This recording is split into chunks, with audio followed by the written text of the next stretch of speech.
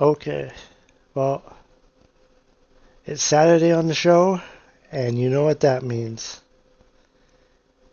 It's time for a Smackdown review. And this episode, and did you watch Smackdown? Because, yeah, it was not that great. SmackDown started off really good, but then it just went downhill. SmackDown sucked last night. And I thought SmackDown was back to 2 hours, and now it seems to be back to 3 hours. So I'll go over the card. So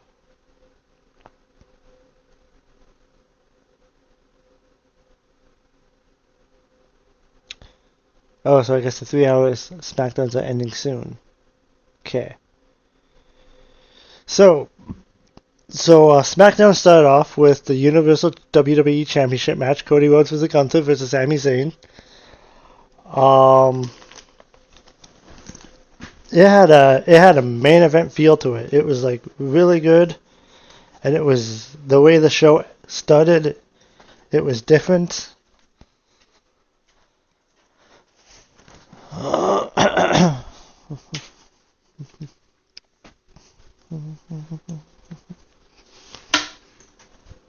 was playing Dead But Now.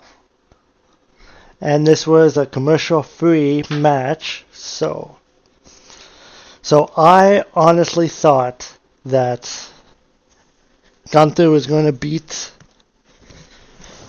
Cody Rhodes. I thought like Sami Zayn was going to screw him and everything, and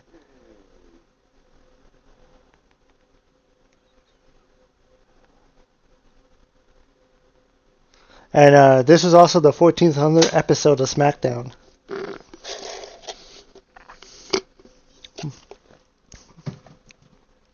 So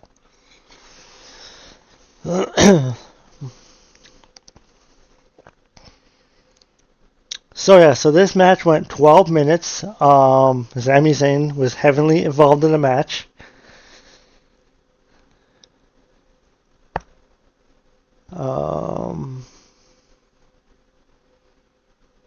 Gunther hit a shotgun dropkick and a powerbomb for 2 because Zayn pulled the referee Adrian out of the ring to stop the count.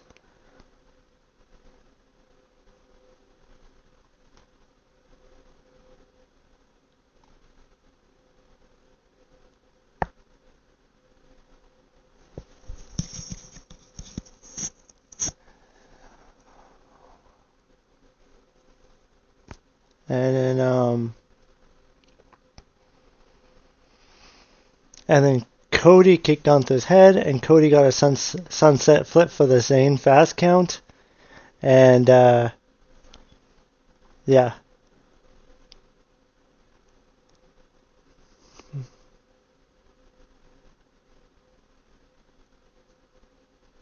So earlier on in the match, Gunther kicked Zayn and hit a powerbomb. Cody got back into the ring with the Dusty combo with the elbow. Cody jumped off the top of the super Cody cutter. Cody hit a crossroads again and called for a referee. So referee Adrian Butler ran in to count for 1-2. And then that's when Zayn pulled referee Butler out of the ring, because Gunther hit a shotgun and a powerbomb for 2. And Gunther was about to win, but then Zayn pulled the referee out, and Gunther argued with Zayn about it. Cody went in for the pin attempt. Gunther had his hands on the ropes. Cody kicked Gunther's hand, and Cody got a sunset flip for the fast count, 1, 2, 3. And then after the match,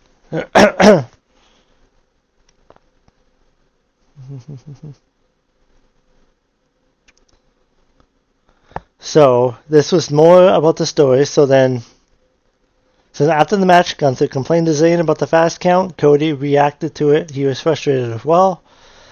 And then Nick Aldis walked out to argue with Zayn, and they went to the back, and Gunther left to the back as well, and the match was restarted. Cody went into the ring and called for a referee to come in the ring to restart it, and Yeah, this was 2 minutes, and it was a DQ because Sami Zayn interfered in the match. And yeah, I thought the second part, I thought Gunther was going to destroy Cody and just get the title.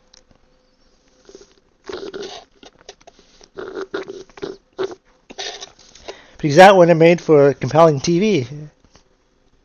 And because you don't see title changes often on TV, but no, that did not happen.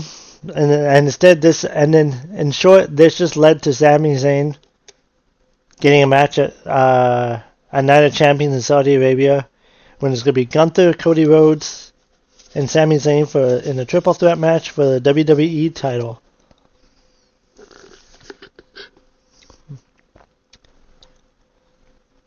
And then Jade Cargill did her stick. And then Jade Cargill's feuding with Tiffany Stratton.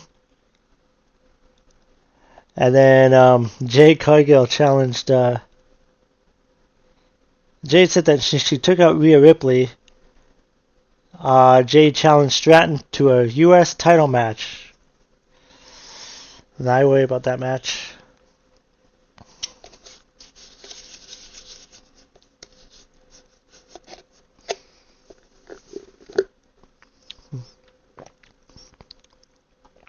And then Gunther argued some more. And Solo was approached by Jacob Fatu. Solo wondered if Fatu was there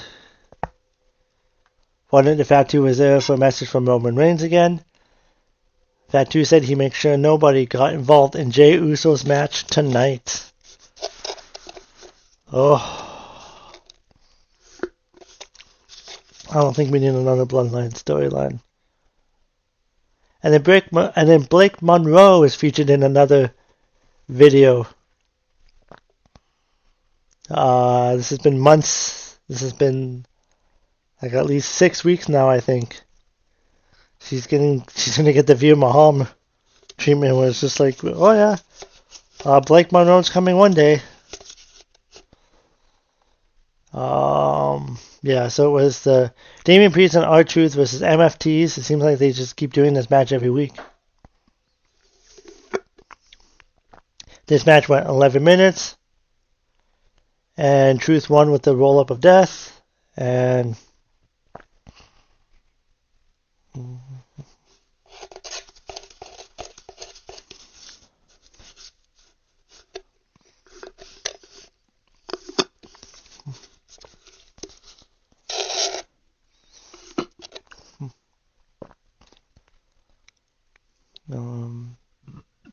yeah, and after the match, Solo felt bad about what happened when Tama and Tonga were angry with Solo about what happened.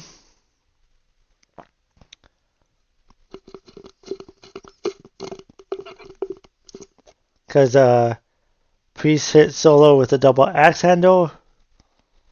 Tala went in for a running attack on Priest, but he moved and sent Tala into the ring post. And then Sami Zayn was backstage talking to Johnny Gargano, who was lying on a crate, and Candice LeRae was there supporting her husband. Zayn claimed that he's the last real good guy around here, and then Nick Aldis yelled that if he was the last good guy, he wouldn't have done what he did in the ring. And then Zayn said he didn't screw Cody Rhodes the title, so Golden Boy is still on top.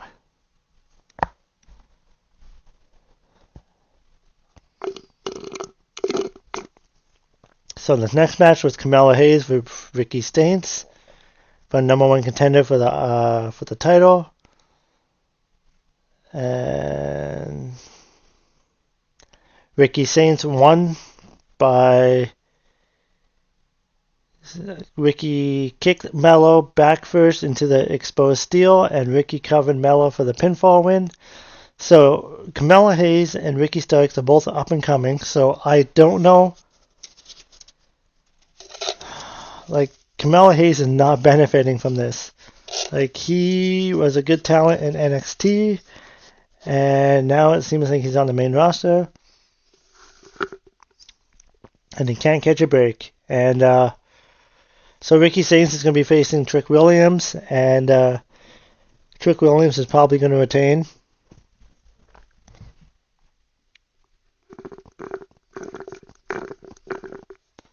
And then Cody Rhodes talked to Nick Aldis, and this pretty much sets up a triple threat match at Night of Champions. And then Charlotte Flair is interviewed. Charlotte Flair she says she has to prove why she is the queen. Flair talks about how it's been a few years since she's been a women's champion, but is focused on getting number 15 by beating Liv Morgan and Io Sky.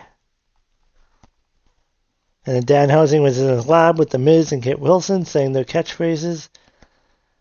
And then Alberto and Angel Umberto were mad at Danhausen for not cursing the Knicks since they lost money on the Spurs. Matt Cardona walked in to get them to back off.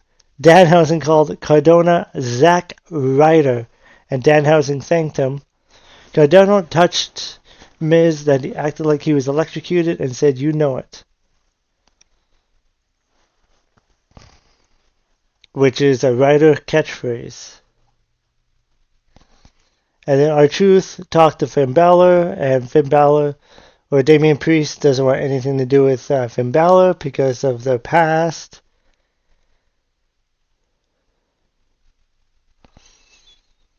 And then it was Javon Evans versus Jey Uso.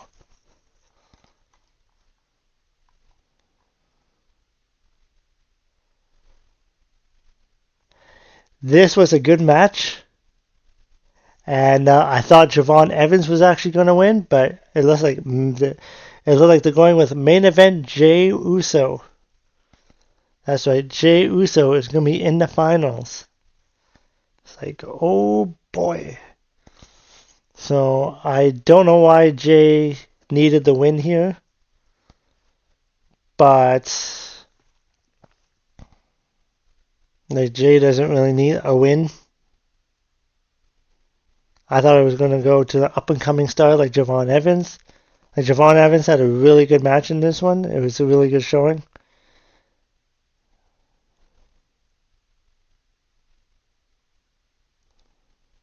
So now it's going to be Jey Uso against Obafemi.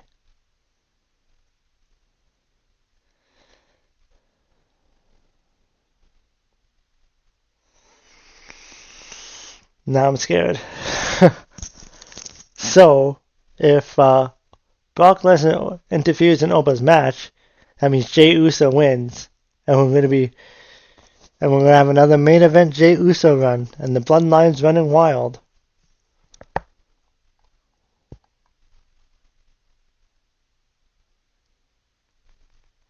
And then a video package about Julia talking about her family history and career success. She was born in London, which is Smackdown, which is where SmackDown is going to be next week. So Julia challenged Kiana James to a match next week on SmackDown to find out who is better. Tiffany was interviewed by Kathy Kelly. Stratton accepted the challenge from Jade Cargill. And Chelsea interrupted. And Stratton tried to talk to her, saying she doesn't need Green to be her friend.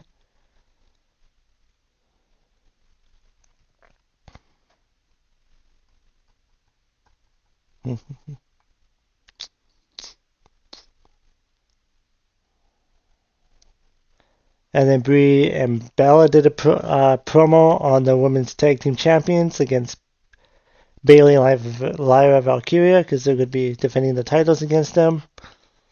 And then JC Jane was backstage, and they complained about Brie and Paige while claiming they were a nostalgia act. Reed said that they were coming for the women's tag team champions, and Jane said she'll demand a match against Paige in London next week, and Jane will embarrass Paige. Sami Zayn approached Jey Uso after Cody left.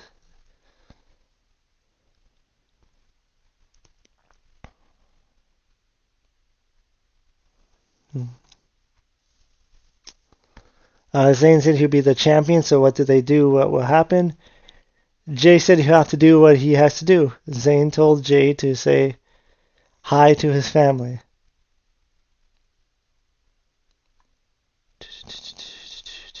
And then the next match was Liv Morgan versus Charlotte Flair. And I don't know why Liv Morgan's even in this match. Like, it makes no sense. Like, she is a champion.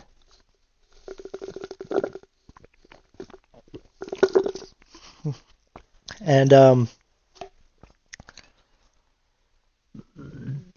this match went 19 minutes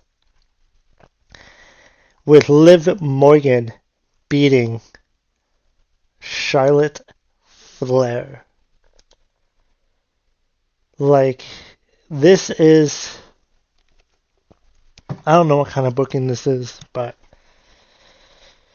you got Liv Morgan, who is the champion.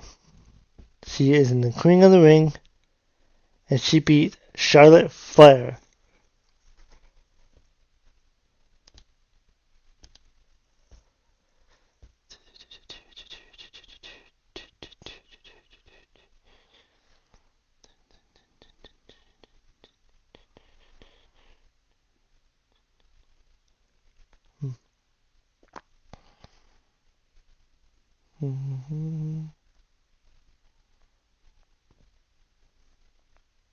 So now Liv Morgan is going to be going to the finals against Io Sky, which I'm hoping Io Sky wins that match. So what do they do if Liv Morgan wins this match? Who is she facing? Is she just going to take the title off of Rhea because she can't fight? Then she'll be double champion? Like, I've had people come up to me and say that would be a good idea. It's like, no. In what universe is that a good idea?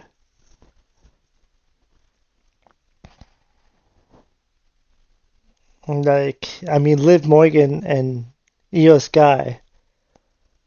Like, Charlotte Flair and Io Sky sounds like a better match.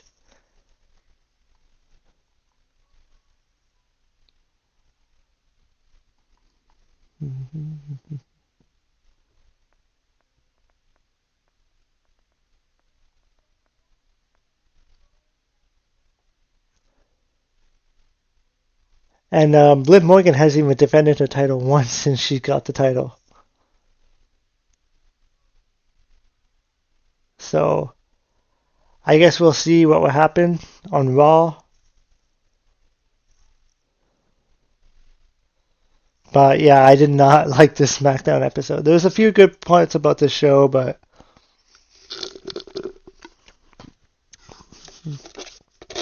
the booking is just atrocious. Like it's just, why would they put Jey Uso in the finals against Oba? Like, it would have been great if Oba would have been Oba and Javon, and then if Brock Lesnar would have cost Oba, then Javon Evans could have had a title shot, and that could have given him a push. Like, you make stars that way. But anyways, that's SmackDown. Let me know what you think. Yeah, this is my honest review of SmackDown. I think I'm going to do more like this kind of style and just kind of do it segment by segment. And yeah, let me know what you think. And yeah, I'll see you in the next video.